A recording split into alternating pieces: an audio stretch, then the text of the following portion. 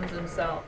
Honoring the services of Kentucky veterans is a major goal for Kentucky Secretary of State Allison Grimes. Voter registration. And when it comes to polling places at Kentucky Veteran Centers, there's a new initiative that ensures Veteran Center residents can cast their ballots a little easier.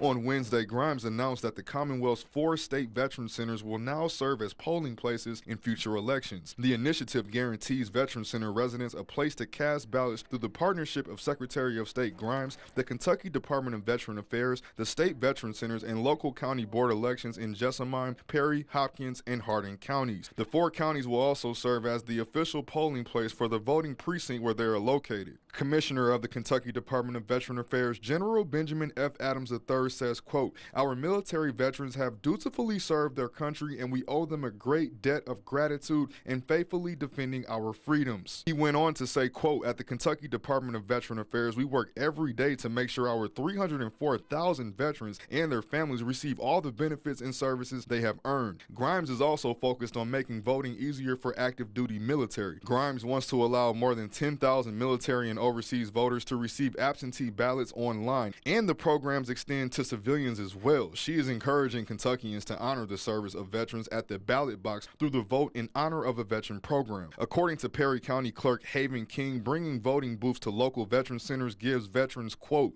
"easy access to the fundamental right to cast their vote." Travis Harmon-Smith, ABC 36 News. A Kenton County man was sentenced yesterday to 5 counts of wanton murder after a 2017 car crash that killed a family of 5. According to the Cincinnati Enquirer, on October 27, 2017, police say Daniel Grice was driving with a blood alcohol level of 0.089 and had THC in his system. After trying to pass in a no-passing zone, they say he lost control of his Honda Pilot, slamming head-on into a Honda Accord driven by Rodney Pollitt Jr. on Staffordsburg Road. According to the Enquirer, to find him guilty of wanton murder required jurors find circumstances manifesting extreme indifference to the value of human life, according to instructions received before they began to deliberate. In closing arguments, Commonwealth Attorney Rob Sanders says Pollitt knew during the last seconds of his life that his family was going to die and could do nothing to save them. Sanders went on to say Grice was playing Russian roulette each of the 4 times he swung his car out into the passing lane on curvy two-pane country roads. Vivian Cooper is the grandmother of Samantha Malone. She says she's glad it's over, but thinks that more justice should have been served. I'm glad it's over,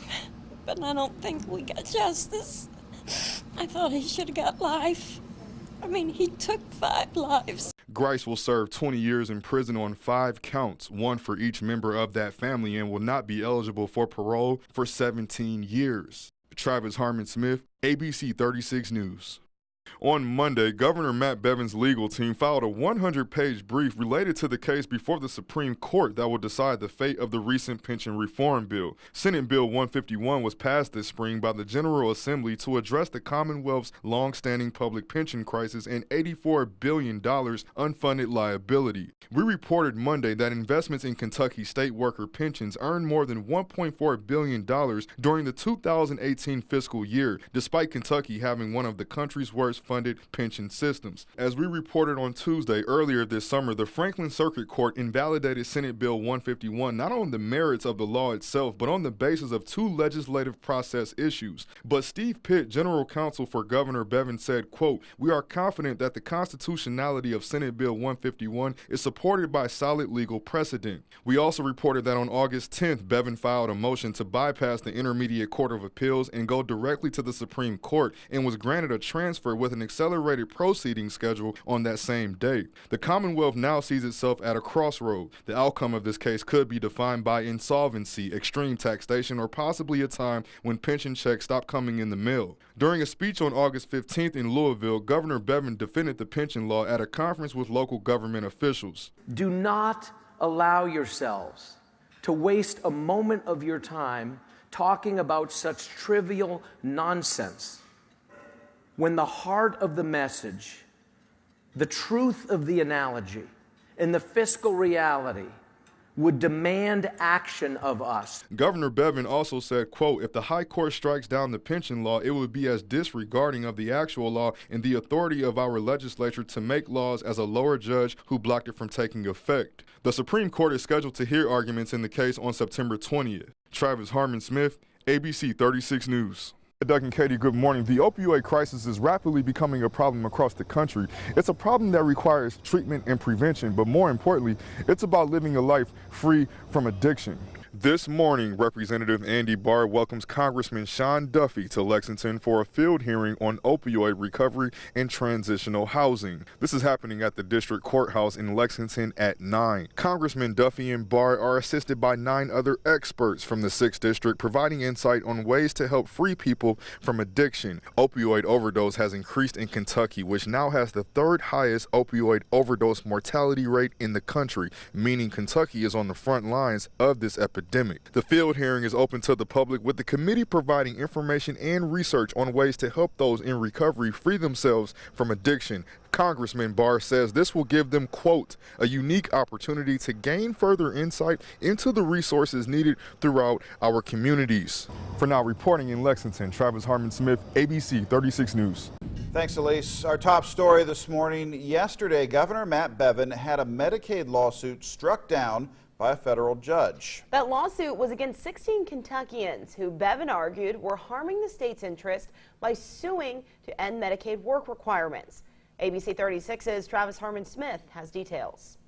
A federal judge in Frankfort dismissed Governor Matt Bevin's lawsuit on Monday. That's after a final decision ruled his proposed changes to Kentucky's Medicaid program lawful. Bevin attempted to sue 16 of his own constituents after a disagreement over a proposal that would add new work requirements to Medicaid recipients. According to the Courier-Journal, the Bevin administration filed his lawsuit in Frankfort back in February, a month after a coalition of health law advocates filed the initial challenge to Bevin's Medicaid changes in Washington. Governor Bevin's original proposal was filed in August of 2017. Then on January 11th of this year, the Federal Department of Health and Human Services approved those work requirements. In response, 3 advocacy groups filed suit against the federal government. Governor Bevin filed his countersuit in February. On June 29th, a federal judge in Washington blocked the new work requirements that were supposed to take effect on July 1st. Then just yesterday, Governor Bevin lost his countersuit against 16 Kentuckians represented in that original lawsuit. According to the Courier-Journal, under Bevin's changes, quote, able-bodied adults would have to prove they work, volunteer, or do other community engagement for at least 20 hours a week. Governor Bevin has threatened to end Kentucky's Medicaid expansion altogether if these changes don't pass. But Bevin says his changes aren't punishing people. They're giving those who need Medicaid and health benefits an opportunity. This idea that somehow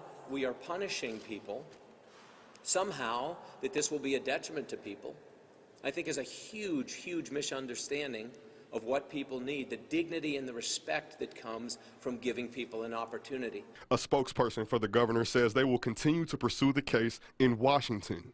Travis Harmon-Smith, ABC 36 News. New this morning, the wildfires in California have caused destruction throughout the state, and help has come from all over the world, including from right here in Kentucky. Our firefighters are now set to come home this morning. ABC 36's Travis Harmon-Smith has the story. Firefighters from the Kentucky Division of Forestry and the U.S. Forest Service returned home later this morning at 10 a.m. after a 2-week detail on the Ferguson fire that erupted in central California. That fire is on its way to containment as the Mendocino Complex fire, now the largest in California history, continues to burn. A total of 40 Kentucky firefighters on 2 20-person crews were assigned to the Ferguson fire. According to Interweb, the fire started on July 13th in the Sierra National Forest. Interweb says the fire is now 95,104 acres with 80% containment. They say a total of 1,532 personnel helped with the fire. That included 104 engines, 14 water tenders, 14 helicopters, 17 crews, 5 masticators, and 20 dozers.